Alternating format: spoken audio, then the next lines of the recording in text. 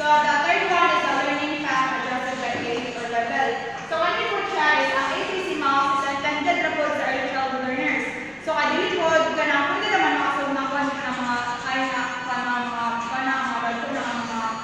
na dapat ang kuwanan na is ang mga early childhood focus siya solely sa early childhood. And then the fourth one is the further talking to parents. So kanil po siya is mga help po siya sa kanang earlier na kung minatalk sa inyo is mga help po sa parents to track their child's progress.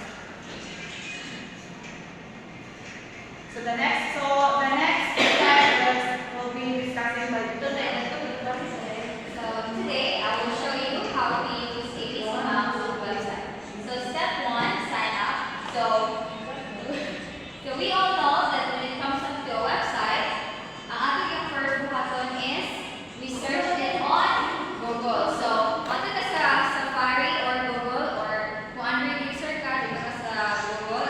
If Apple user ka, you have to go on Safari. So what will you going to do? So you have to search www.abcmouse.com.ph and then pag enter mo na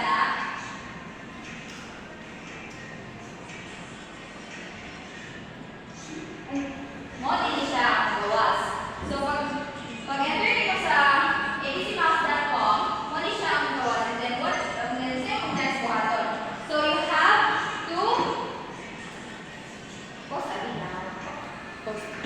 sunod mo sa abcmouse.com, you have to pindot the checkout account. So pag pindot mo sa checkout account, mo din siya ang gawas. So welcome to ABC Mouse. So pag-abot na, let's read the step 2. So step 2, create profile, add your child's name, age, and grade level.